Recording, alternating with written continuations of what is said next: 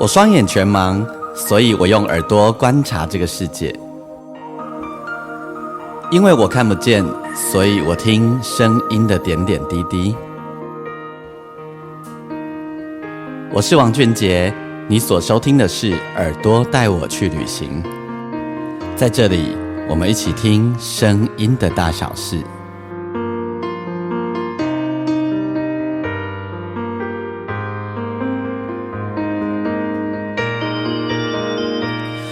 欢迎你收听《耳朵带我去旅行》，我是王俊杰。在我们上一个单集当中呢，我们聊到了典型台语歌还有非典型的台语歌后，然后其实在制作这个单元的过程里面呢，我也是非常的小心，而且战战兢兢，很怕跟我一样从事台语创作的朋友不开心，也很怕听台语歌的朋友们不开心吼，非常认真。然后谢谢我在做这个单集的过程里面，很多人给我很不一样的回响，然后这些回响都让我还算蛮开心的，然后也蛮感动的吼。那这当中呢，特别要感谢那个有一个台语歌粉专吼，叫做小女子台语歌，为我们整理了懒人包，而且放在他自己的粉专上面，而且也在我的粉专上面也有分享吼。如果你有听上一个单集，然后你有到我粉丝页的话，你可以在留言处看到小女子台语歌整理了他自己用心整理他听过，我觉得他听的台语歌真的比我还要多吼。谢谢小女子台语歌跟我们分享了那是他很用力整理的这个典型台语歌和非典型台语歌他推荐的懒人包。我觉得如果你对台语歌的熟悉度不够高，或者你虽然听台语歌但其实没有听那么多的话，你可以看一下他的懒人包，你可以在当中得到很多很多的惊喜。那我们约好了在这一个单集当中呢，我一样要介绍典型和非典型，继续从我的角度和我从业那么多年的经验里面，我的一些小小的观察。那我要再度的强调，那是我个人的一些观察，好，那是我个人一些看法。那如果你有不认同的地方，欢迎你可以批评指教。那如果有打动你的话，也帮我分享吼。那小女子台语歌给我一个很有趣的 idea。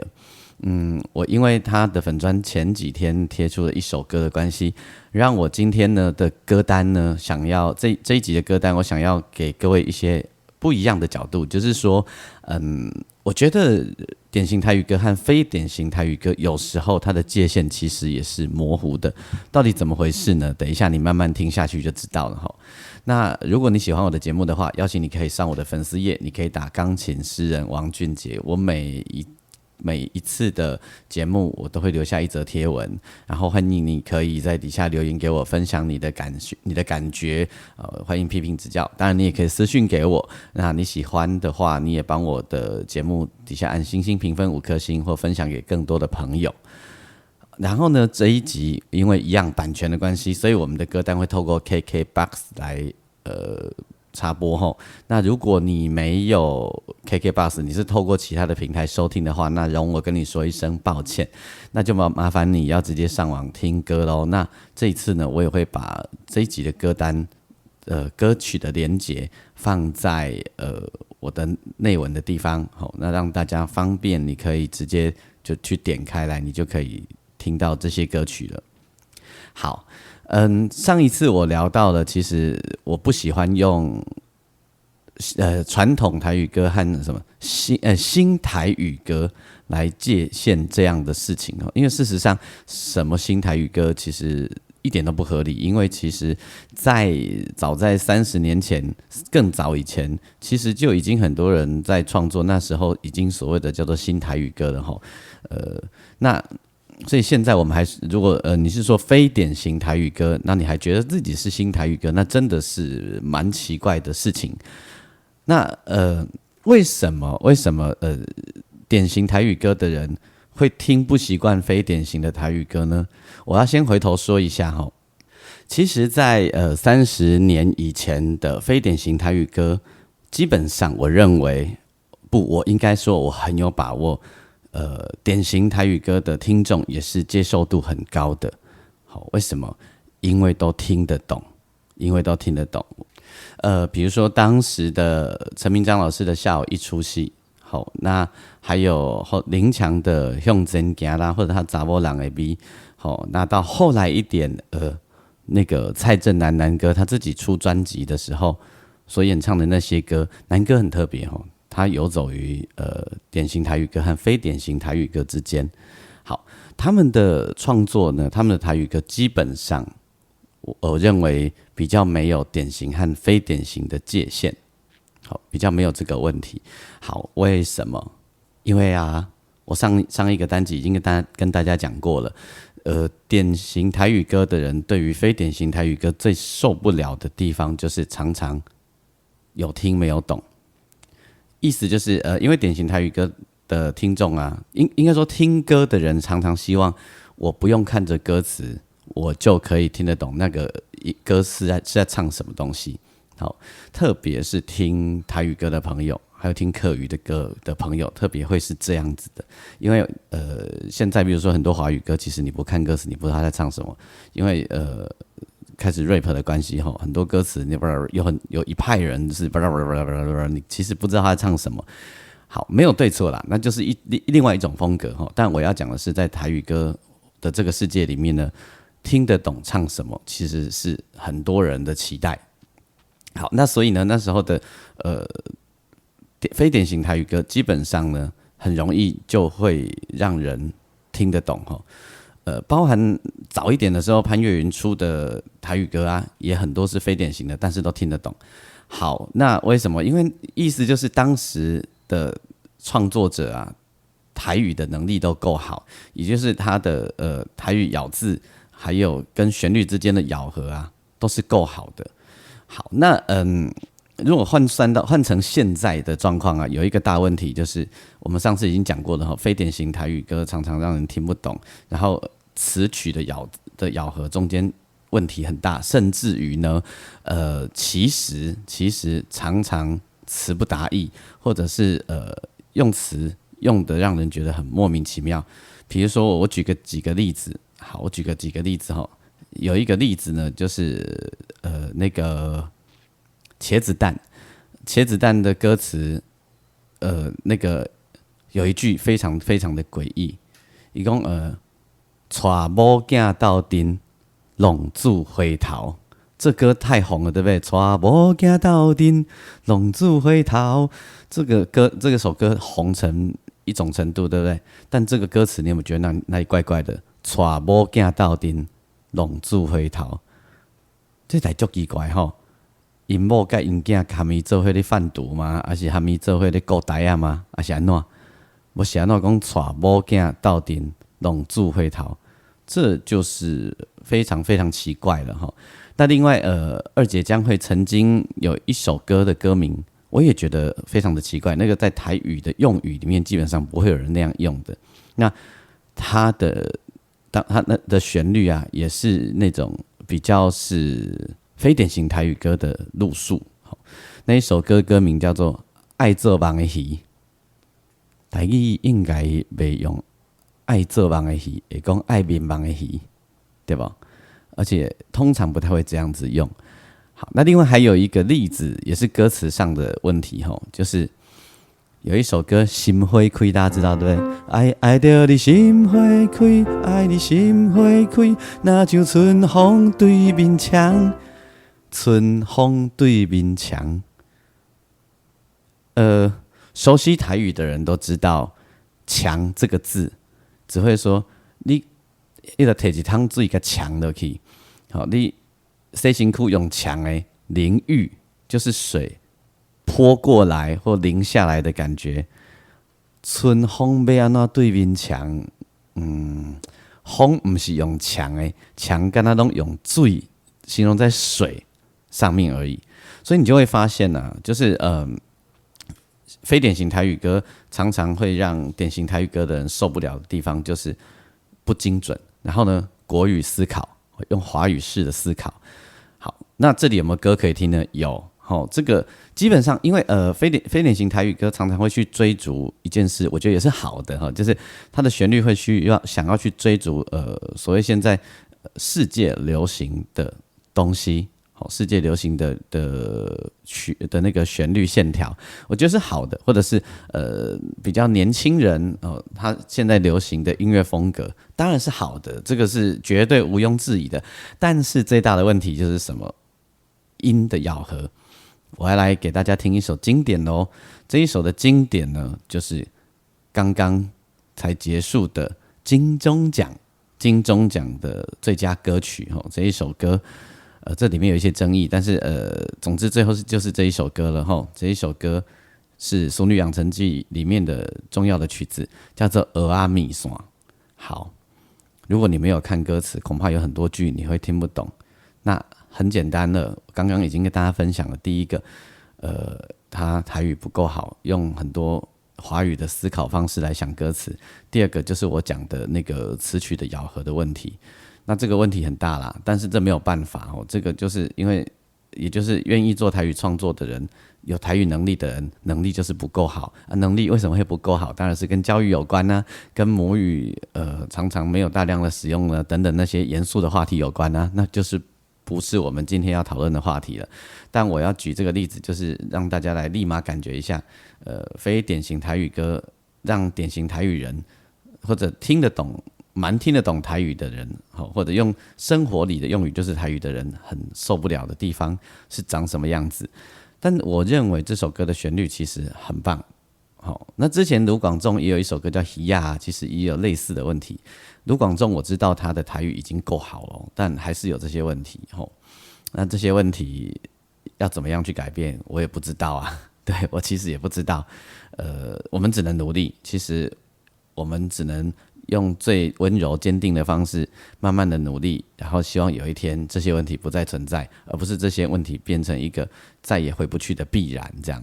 好，那讲到这里呢，大家我们来听一下这首歌，就是今年金钟奖的最佳歌曲。这一首歌就是蚵仔米线。好 OK， 听完了蚵仔米线之后，你有没有发现我刚刚一直在跟你强调的这个问题？这个还需要努力啦。这个我有点无言，我没有要做任何的批评，因为这个就是一个严肃的话题。我只是要借由这样子的例子，让大家知道我刚刚或者是上一个单集里面我跟大家讲了半天的这件事情。那其实我还有另外一个想法，就是这样，其实我有时候觉得典型和非典型之间其实有一点模糊，定义有一点模糊。为什么？我举一些例子给大家，就是其实有一些歌它的旋律其实是属于典型台语歌的内容，但是呢因为某些因素导致它的结果被认定为是非典型的台语歌。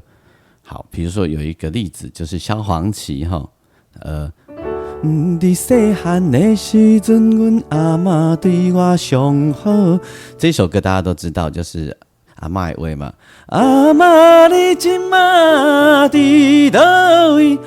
其实各位，你如果自己现在在大脑里面哼一下这个旋律，唱一下这个歌，其实它的旋律感蛮靠近典型台语歌的，然后它也符合了我们对台语歌的期待，就是旋律跟文字的咬合是在一起的。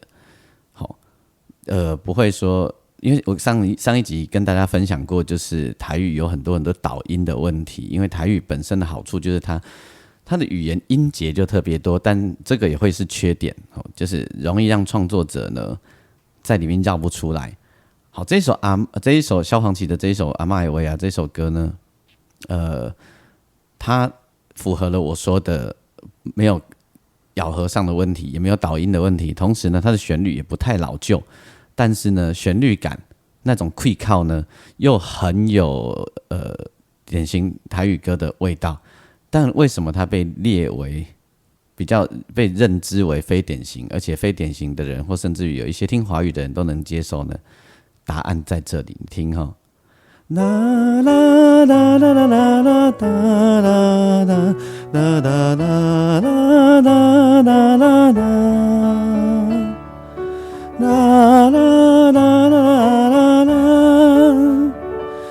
光是这个前奏，有没有非常的非典型？有，对不对？它其实非常的宽哦，那个音乐的 quality 非常非常的宽。假设今天这首歌到了比较传统典型台语歌的唱片公司的手里，它可能会让事情改变哦。你听听看哦，这样一转身，它就变成了典型台语歌的样子了。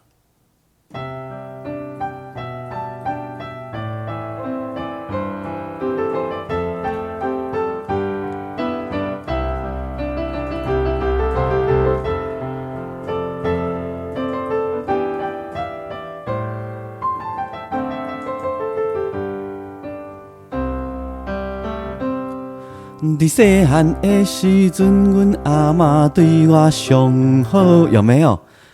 马上就接近了典型台语歌的样子了。然后呢，他要进副歌之前呢，一定也会有一些典型台语歌的印记，哈，比如说，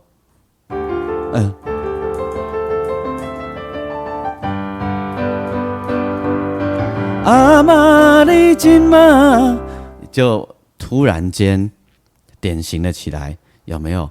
然后我给大家提个醒，这时候如果给 Only 有唱，就会还蛮适合的。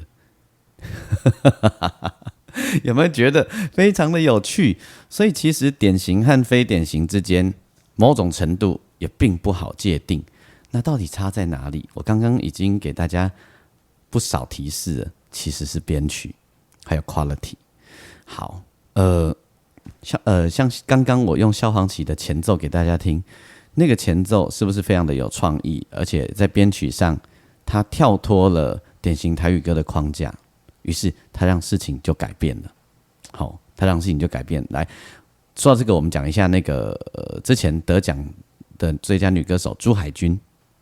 好，为什么她会得奖？其实啊，我必须跟大家说，第一个是她的编曲很好。好，第二个歌当然也没话说，其实它是典型台语歌，然后出头天的一个好案例，然后再来就是他的唱歌唱功真的也没话说，最重要的就是他有所谓的工业水平，什么是工业水平？我必须很诚实的说，我有一段时间没有回头来编台语歌，然后呢，大概很多10年前了啦。然后我后来因为那个已故的叶生清先生的关系，我就回来编，他介绍我回来编台语歌。然后我一开始呢，我很希望可以编类似像我认为的比较有唱片工业的那种 quality。好，你硬要说就是比较华语的样子，华语的规格。华语的规格，但不是那么靠华语的样子，然后不是那么靠近华语，只是那种规格。可是我编出来的时候，我被打枪那个唱片公司跟我说：“老师，你是不是很久没有做台语歌了？”我心想：不会啊，我不就是在做台语创作吗？为什么？他希望我编比较像原本那种听台语歌习惯的编曲。这件事情给我很大的启示。好，那到后来呢，我们一直听这30年来的台语歌，其实有很多编曲上没有太大的改变。比如说举例给你听，譬如这个例子大量的使用这个叫做我称它叫圣诞节音色。好，这个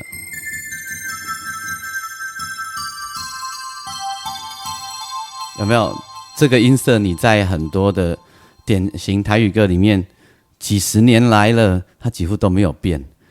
好，这些音色不能使用吗？可以，但它使用的变成一种制式化，一种理所当然的时候，它就是一种框架。好，我用这种很简易的描述就是想要方便让大家去理解差异，然后理解为什么有时候经典台语歌，它明明声量很高，但是话语权不够高，或者会有时候被人家嫌土的原因。好，这个以前不是最早的时候，就是你看月亮的脸就用过啦。然后跟齐呀，有没有？其实如果你把阿嬷的话拿来用也可以啊。阿嬷阿嬷，你今嘛伫倒位？阮会叫你，你竟有听到？是不是？好，另外呢，就是大量使用这种电子像箫的音色，其实它是类似长笛啊哈。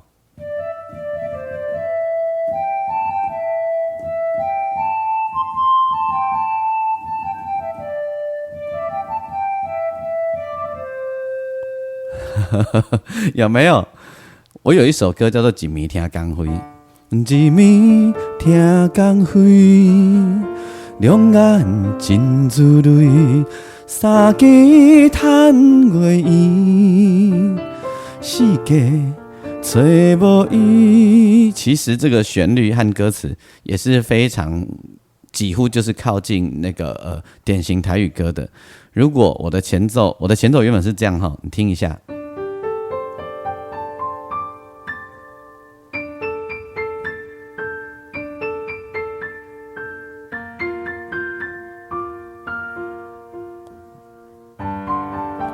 有一点复古典雅的感觉嘛，但是如果我改成这样子哦，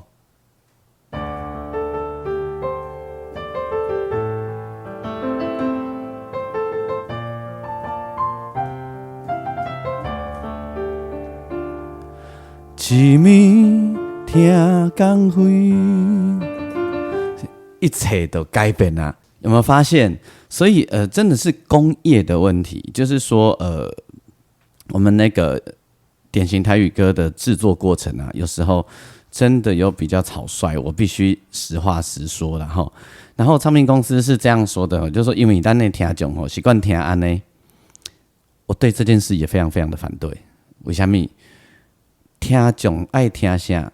其实有时候是我们在制作端、生产端，你提供他什么？就譬如讲。咱虽然爱食卤肉饭，啊，毋过咱嘛无可能，一直拢跟他食古早的卤肉饭啊，吼，咱嘛会想要看一个换新嘛，对不？那这个就叫做与时俱进啊。那边爱古早的，咱就登去听老歌就好啊。几乎大概从如果你在听台语歌有很长的时间，你会发现有一个大旗唱片啊、大型唱片，那个时代开始的台语歌的做法，就一路一直沿流到现在吼。代表安尼几30年以上都无进步呢。伫孙淑美迄个时代，迄个时阵的台语歌的样子就生到大。迄阵当孙淑美台语歌出来的时阵，他也很多年轻人接受度很高诶。为什么？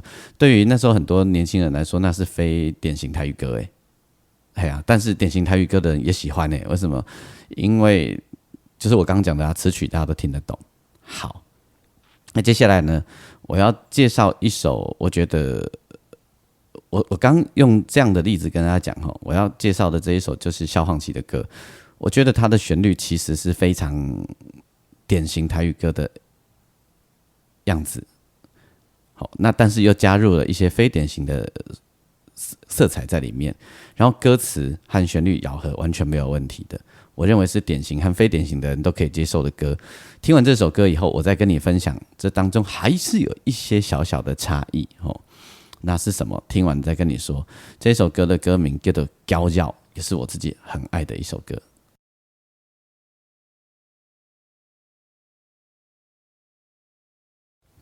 好，听完这首歌之后，你有没有跟我相同的心情？其实这首歌它离典型台语歌的距离没有很远。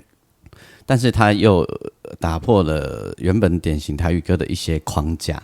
好，因为萧煌奇的台语其实非常非常的好吼，近几年其实努力在往这个地方努力的人也不少，像之前出专辑的吴声梅，吼，然后还有朱海军，其实你也看得到。那当然还有其他更多的人吼，那荒山亮亮哥也是，谢明佑也是吼。大家其实我自己也是啦。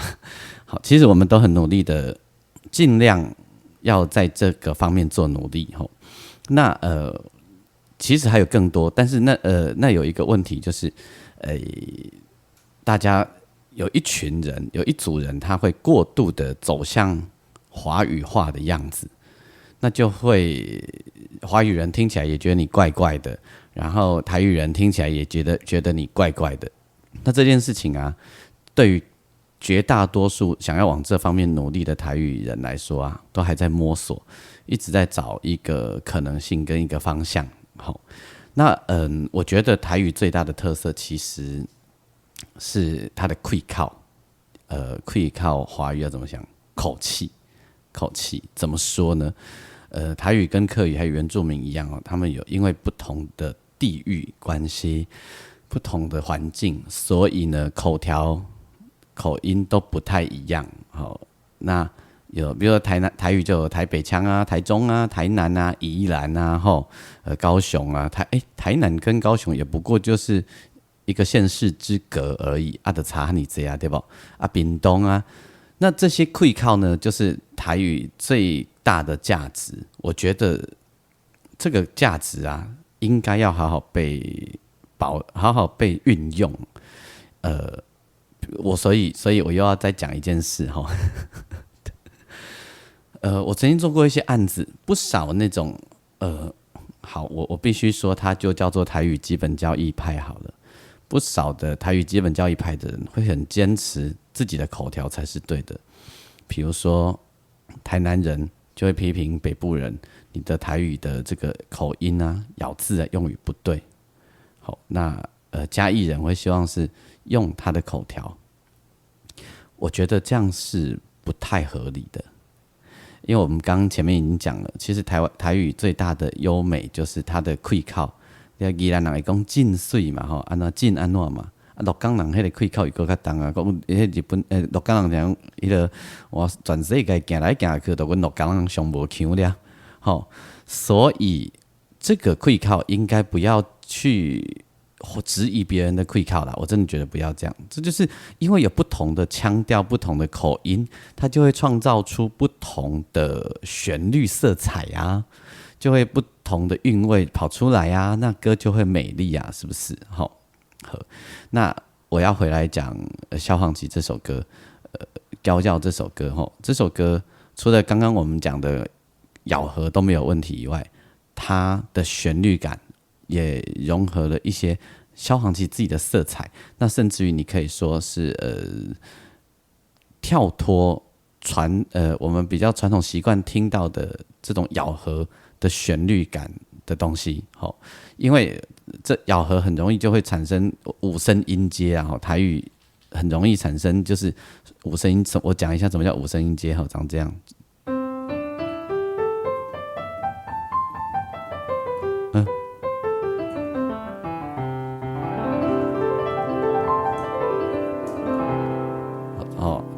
这个是大调，五声音阶长这样，小调也可以啊。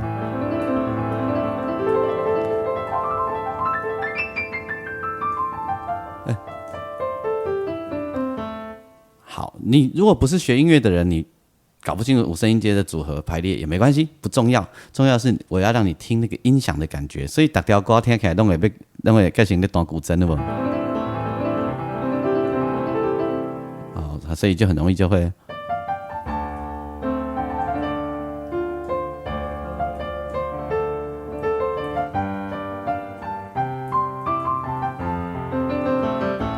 就是很容易，因为音韵的关系。好，来举例我用哪一首歌来举例呢？好，用教教好了。它是哒哒哒哒哒哒哒哒哒哒哒哒哒哒哒哒哒。好，是这样。有一点点像陆剧耶这样哼唱起来才发现。如果跳不出去，可能会这样，啦啦啦啦啦啦啦啦啦啦啦啦，它是这样的，啦啦哩啦，这没有五声音阶。那如果哒啦啦啦啦啦啦啦啦啦，如果跳不出去，又会啦啦啦啦啦啦啦啦啦啦，有没有？就马上溃靠。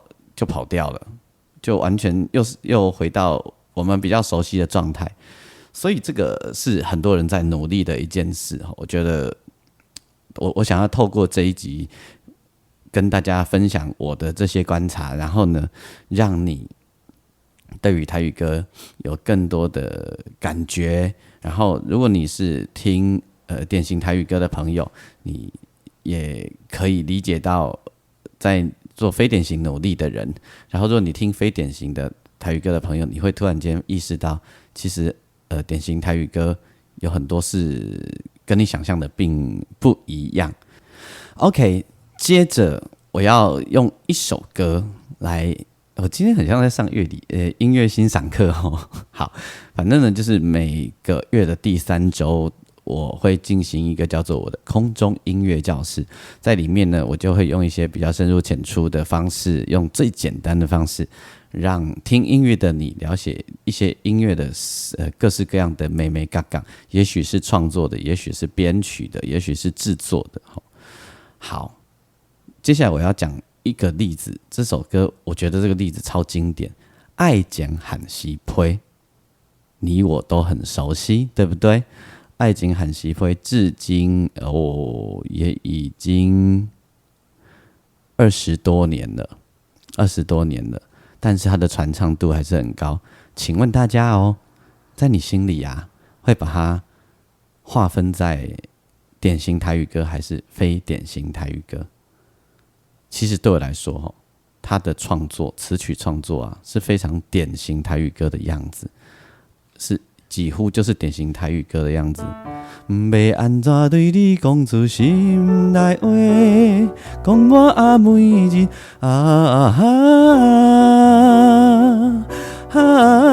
配怎才会完全来表达我的意爱？其实这个是很台语歌的句子啊。然后非常甚至于有受到老歌影响的，其实伍佰是听很多这样歌长大的，所以他的创作会这样子一点都不奇怪。但我相信在很多人的心中会把它区分，把它认为是叫做非典型台语歌。为什么？其实啊，也就是我跟你讲的那个工业的 quality， 而且它是一个 live 现场录音，但它到底不是它的器材有多好，是它的特色。好，它其实这个编曲啊，我要讲一下，这个编曲其实里面用很多典型台语歌的元素，大量的元素，可是因为它用团来做，你就会觉得会靠就不一样。还有它跟调调一样，有一些巧思，譬如说它的前奏其实就很有趣，它是这样哈。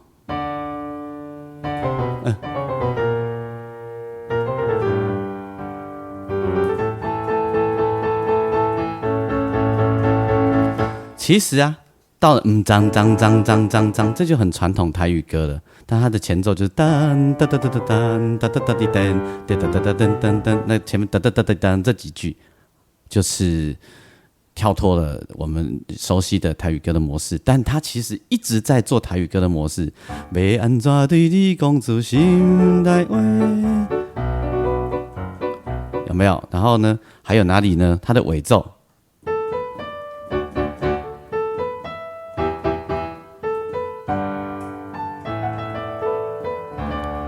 其实就是我们熟悉台语歌的句子，有没有？而且他用的熟悉台语歌的音色哦。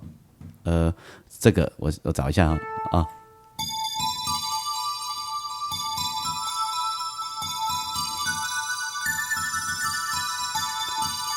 有没有这个超级传统台语歌的音色？等一下我会播这首歌给你听哦，你可以注意到这些事情。还有呢，那它的间奏也是哦。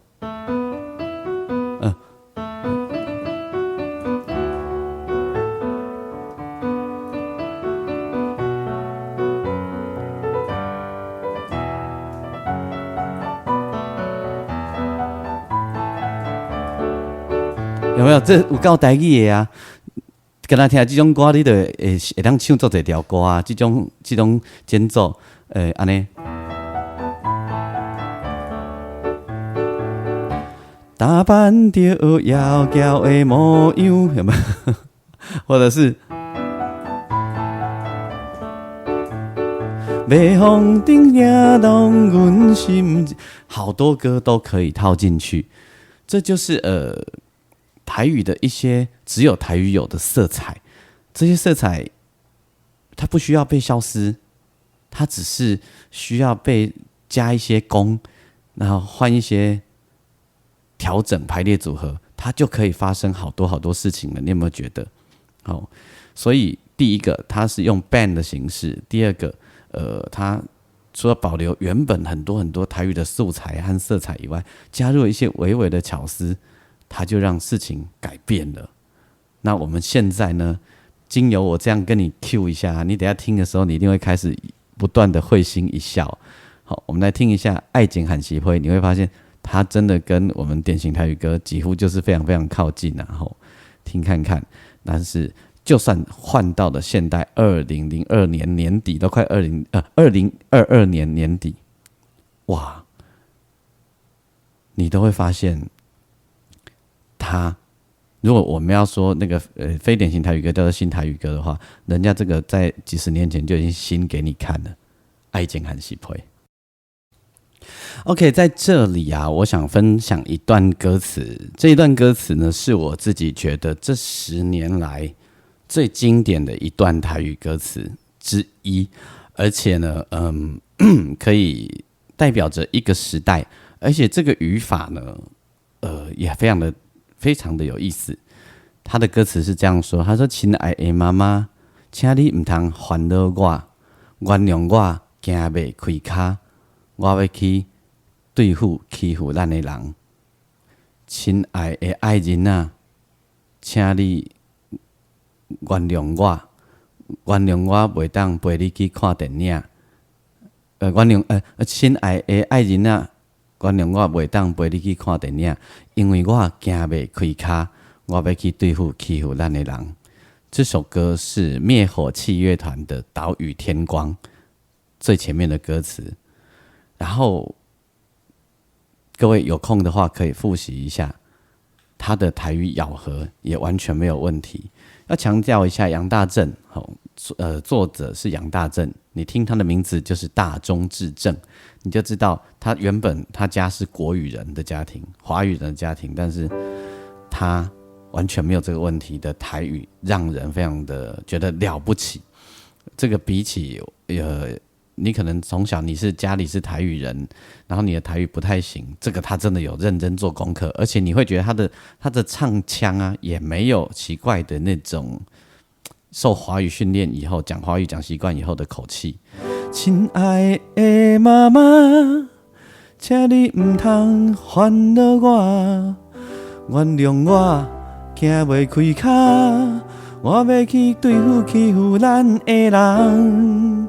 心爱的爱人啊，原谅我袂对不起，我突然忘了怎么唱，反正就大概是这样子。这个我觉得是非常难得而且经典的一首歌，也是我觉得就是代表着一个时代感的歌词。好，那这一集呢，拉拉杂杂的跟大家讲那么多，其实啊，原本跟我的锁定有一点点不一样。这真的要感谢小女子台语歌的粉专，我正好这2天听到她的粉专介绍的一首歌。这首歌呢是有一位歌手叫比佛利，他所演唱的，歌名叫做《阮是无人的》。那我听的时候就突然有一个 idea， 就是我决定呢，我这一集想要跟大家说，其实有时候典型和非典型之间的界限也没那么清楚，也没那么分歧，也没有那么界限。好，那我就想从我的角度跟大家分享我看到的，我觉得那个差异在哪里，为什么会被划为典型或非典型，有几个元素在里面。那我还要强调，就是典型有一个特色，就是它的唱歌的唱腔和音色是有一些只有台语歌才有的。那非典型就像刚刚我们听到那个俄阿米刷，它的这个唱腔其实是属于华语唱腔的，或者是属于我们不要说华语了，就是世界现在国际上流行的一些独立音乐的唱腔的。好，那甚至于有一些台语歌，他为了想要能够让更广泛的人听，他很往华语的角度靠拢。这一大票，有时间有机会的话，也许我们可以来算做一集这样的事情哦。但这个时候啊，就会有很大的风险，而且事实上也证明，华语歌的人也没那么接受，然后听典型台语歌的人也会觉得哪里卡卡怪怪的。回想一下黄以玲唱的《爱情的酒拢袂退》，那回想一下黄飞的当时的早期的某些歌，其实许多听非典型台语歌或听华语歌很久不听台语歌的人，也都接受度很高。好，想一下为什么？其实就是我刚刚讨论的这些问题啦。好，那希望这一集的节目你听了会喜欢。然后呢，如果你喜欢的话，你也可以到我的粉丝页钢琴诗人王俊杰留下你宝贵的意见。那典型台语歌，我觉得无罪啦，无罪，真的无罪。如果有用金曲奖作为一个标杆，上次我们讲过了，第一个典型台语歌在金曲奖里面没有话语权。那没有话语权，其实我们也点出了一个关键，就是它的工业品质不够高，真的不够高哦。那不是台语歌不努力，不是写台语歌的人不努力，我必须说是唱片公司的问题很大。OK， 那这个突然严肃了起来，好，拍谁。好啦，接下来我们在今天这一集节目的最后呢，我就要来跟大家推荐这一首比佛利的《阮是无人的》。那这首歌就真的是符合了我刚刚整集讲下来的期待。它其实它的咬合啊、导音啊等等啊都没有什么问题。然后呢，我觉得典型台语歌的人也可以接受，非典型台语歌也可以接受的。其实是介于模糊地带的一个作品，它的旋律感啊，其实你换了一个编曲，也就是典型台语歌的样子。但它的音乐风格，它的编曲，完全呢，我觉得包含录音制作，都是符合我们在做工业唱片在做唱片的期待，就是有工业的水准有到一个 quality 这样子。人家弦乐也是用真的很多都是真的，而不是。你不会听起来很寒酸呐，真的不会觉得很寒酸。这个朱海军的得奖专辑里面，我们也听得到不寒酸，OK， 而且听得到。其实我觉得音乐是很现实的，音乐是骗不了人的作品啊，音乐的作品啊，你到底有没有认真，有没有用心，有用感情不？其实。听众都听得出来，我是讲真的。再回放一次上一个单集，我搭计程车的时候，司机讲的那一段话，我拢就爱听台语歌的。阮希望恁这台语歌的作者，恁这工作者会当做真济无共款的台语歌，互阮听。阮一直听一寡即马台语歌，阮无一定拢爱听，但是迄是因为阮爱听台语歌，所以阮一直支持所以好，我这话讲给谁听啊？